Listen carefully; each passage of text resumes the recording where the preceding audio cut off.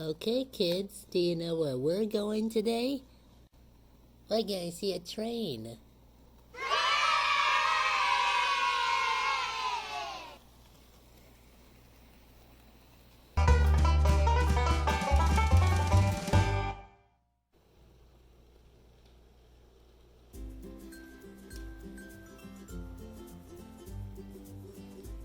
Good morning, everybody. Well, I mean, it's morning for me.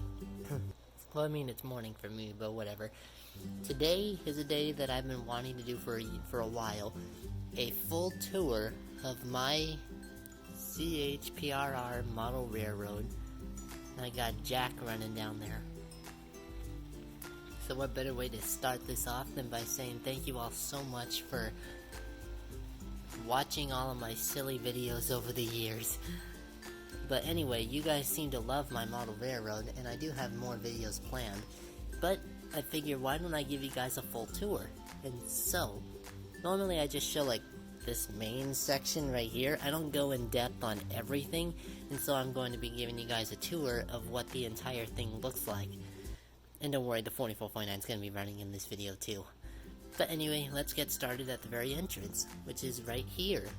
Now, this whole place is supposed to feel like some kind of railroad park, almost. Like, you know those railroad museums that people go to sometimes, where they have everything surrounded by a train, like Disneyland, and they have, like, little amusement park rides that you can go on, or a train you can ride?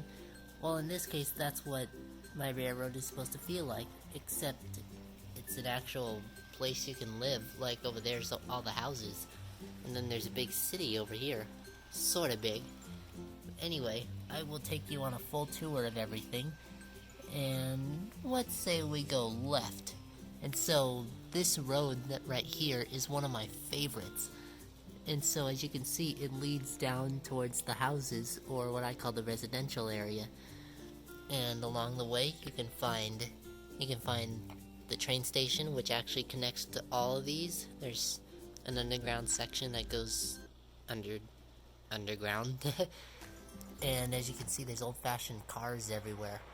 And it's right next to this big Railyard, and I'll get into more detail there in a minute. There's old cars, and there's a Mexican restaurant.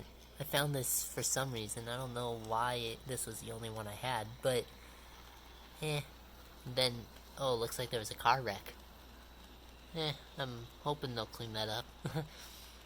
And then, as you enter the residential section, look down there. Watch for children. And so, moving into the residential area, this is actually based on the street that I live on, and oh, my knees, oh, my legs, oh, my hip. I'm just falling apart this morning. Ugh. So, this is probably my favorite section of the entire layout right here.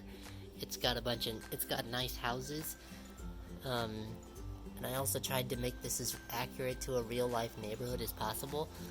And then, right there is Mr. Rogers' house. And look at how close these houses are to the railroad. Would you like to live that close to a railroad? Would you, or would you not? I think it would be okay. I mean, if I was a good distance away. Anyway, there's 3 main houses that curve along with the railroad, and then there's 4 standard houses, and I put there's little cars going around to make it look like a bustling neighborhood. And this is actually based on my neighbor's house. He has a little Airstream trailer, and I put that there as a little reference to him. Oh, look, I can barbecue there. But yeah, as it turns out, all these streets are just paper. As you can see, they're all just paper. I thought it would be easier to manage. And the funny thing is before there used to be like this shed back here that, if you remember my old videos, you would have seen it. And well, it's not there anymore because I thought it was pretty useless. And now you can actually get a view of the rest of the layout from here. Let me see. Let me take my camera stand off first. Okay, that's better. So if you were a little person traveling down the street, you could see everything in the distance. As you can see, there's the Handieville clock tower, and then there's the Railyard right there with this building there, and then as you can see, there's other things here too.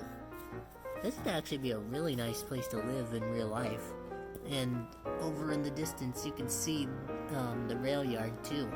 It's right on the other side of all these houses. Okay, camera stand back on. But anyway, you guys saw the residential area. It's got trees. I don't know what the cannon's for, but it's got little stop signs everywhere. I love those stop signs so much. This house right here is actually a jewelry box. If you don't believe me, the roof can come off. Let me see, can I do it one hand? Can I do it one hand? Yes, I can. I don't know what that is. Oh, derailment. Hang on. So that's basically the overall idea of the residential area. It would be a pretty nice place to live. It has Mr. Rogers over there, and if you're wondering what happened to Handy's house, we'll get to that in a minute. So now we move on to the Railyard, and this is probably the busiest section of the whole layout.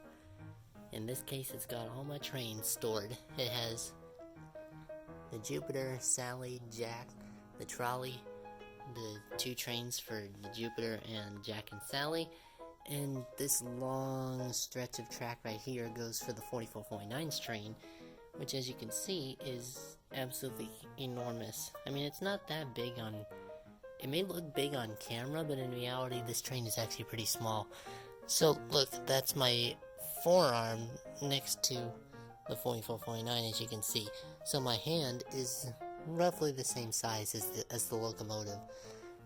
This, I think it used to be a coaling tower.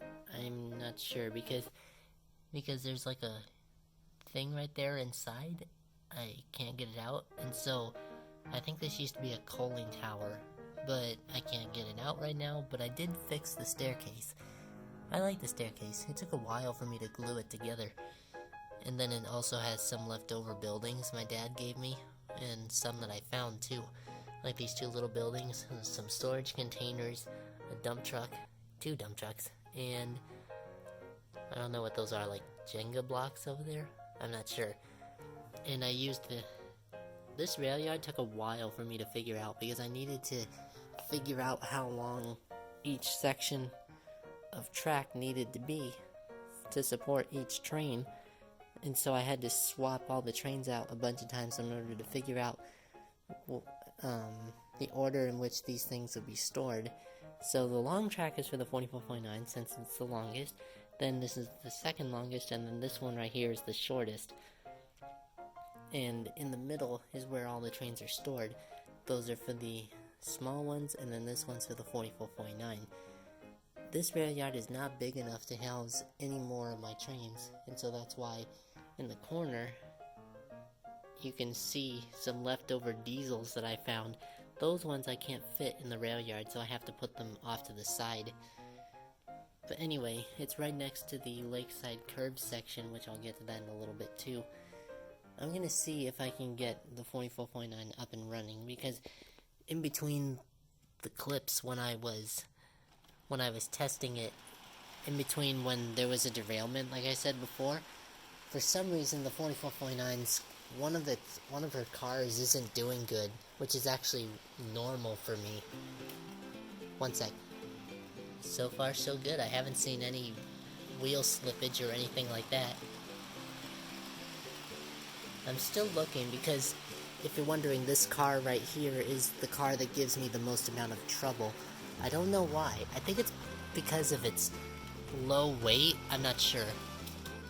Nope, I haven't seen any trouble. Isn't she gorgeous? I'm so happy with what Alex did for me. It's such a nice thing that he did, and I love it so much. So now we move on from the busy Railyard. If you actually lived here, you would have to take the street from whatever house you lived in, and you would have to travel down Central Street, and then you would go down here. Hey, it's my old UPS truck. I've had this thing for years. But anyway, you would then have to take this street. I don't know how you would get across this. This is probably the least accurate thing in the whole layout. I think there would be a bridge going over it or something. Now that I think about it, that's actually pretty strange. But then you move and you... Oh wait, you can either head out of the layout. This is like the only entrance to the layout. You'd have to go in and out of here. And so... I don't know what to do about this though. Ooh, I just saw something and it fixed itself. Gotta fix that car. But then you would move over the Railyard and you would enter the big city, which is Handieville. I mean, I know that Handieville's not really a big city, but I needed to put this model somewhere, and I thought this would be the perfect spot. So Handieville is based off of Big Thunder at Disneyland, and here you can find a hotel, grocery store, gold deposit, and saloon, in which I'm actually going to be redoing these buildings in a little while, because they don't look good compared to the Handieville Clock Tower, which you saw in a previous video, that it looks so much better now compared to what it looked like before. And so I'm going to be redoing Handieville completely. Everything that you see is going to be redone, and hopefully it'll look more accurate to real-life western towns, because I want accuracy on my layout. Accuracy is the best thing that I can offer. Slow down, my baby. Okay. So, Handieville is home to the Handieville Clock Tower, Big Handy Mountain. Doesn't it look like my hand? Huh? But anyway, as I've said before, Handieville is one of the oldest models I have. And this is from the original. Look at how bad it looks. My goodness. But here, you can also find the relocated auto shop. Now, I know that this is completely inaccurate. There's no western town with an auto shop, but maybe there is, I don't know. But anyway, moving forward, there's two warehouses for the railroad down here. This one right here is actually hiding the wires, as you can see, for, what are they hiding it for? For the little switches that I have. These can move, by the way. As you saw in an old video, I can push these buttons and I can make them move. And I can also make this one move. It makes it easier to get the trains in and out. This one, on the other hand, can't move. I have to make it move myself. And so, these are two little railroad buildings. There's an excavator, just in case. I don't know what this is supposed to be. If any of you guys know what this building is supposed to be, let me know, because I just put it here for no reason. And then you were probably wondering about where Handy's house is. It's down here, because, well, I mean, think about it, because Handy's house is supposed to be in Handieville, right? Why is it all the way over there? Or why was it all the way over there? So I relocated it over to Handieville. I think it matches a little bit. I mean, it's not perfect, but it's close. And there's a couple dozen trees around here too. Oh, I love it so much. This is actually based on a clubhouse that I used to have in my backyard for a couple of years. And so I turned it into a house for my character. And Handy and his wife actually lived there. You'll see her in a future episode. And moving on to the outskirts, we now get to the farming area. This area, I think, could use some work, because there's no, like, cornfields or anything like that. And as you can see, there's a work shed, there's trucks and little delivery vehicles, there's tractors. This used to be filled with candy. There's a farmhouse. This house I actually really like. It's nice and bright. Then you got a grain silo, you got a greenhouse and a hen house. And of course you got a plane too. Not as useful, but I like it. And I don't know what this weird tower's for. This came with the coaling tower over there, so I'll relocate that in a little bit. And then you got a water tower back here, which if you look at it from a distance, it actually looks like it's actually standing up on its own, when in reality it's actually not. Then you enter the wilderness section. I don't know why these are Christmas trees. You got an old house back here that no one uses. You got an extra water tower just in case the train needs water while it's out. You got a mining company back there. More connection for electricity. And then you come to my personal favorite, the Lakeside Curve. It used to be called Devil's Curve, but now it's Lakeside. And there's gonna be some more stuff that I'm gonna add back there too.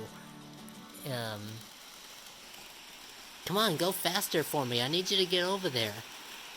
In my opinion, I think this might be the most picturesque section of the entire layout. I mean, look at that.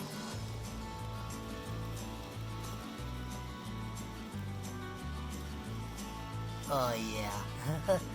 You got a lake house right here. Oh wait. Don't want it to be sitting in the lake. Then you got a little water bucket. This actually supplies water to the entire layout. At least I think it does. Then this bridge is actually just plastic. It doesn't sit on anything, but it uses these two toothpicks on the side to make it stand up. And that weird clicking noise that Alex said that's normal. And you also got a fire department down here. I forgot about that. And Big Handy Mountain right here. I'm gonna be redoing that eventually. And then you got the iconic tunnel that leads back to civilization. I'm thinking of putting some hills or something down here, because there's no scenery down here. But I am gonna be putting some hills back there and there. It'll make more sense later on, won't it? I'm pretty sure it will. So yeah, that was a full tour of the C.H.P.R.R. model railroad. I know that there's probably some things that I didn't go over, but I'll go over them real quick. So there's a switching box right here that's actually supposed to switch all these switches. Then there's a water tower, tiny little coaling tower. What looks better? I'll do that. Then you got a bunch of trees, cars and stuff like that. And all this paper's from 2012 now that I remember it. I actually remember that right now. So yeah, I think that's everything I had to show you guys. So anyway, thank you all so much for checking out my model railroad. There will be more videos on it eventually, coming soon. I'm still working on my birthday, so I hope you guys enjoyed it. Thank you all so much for watching, and I hope to see you again for another video. Bye all my guys and gals.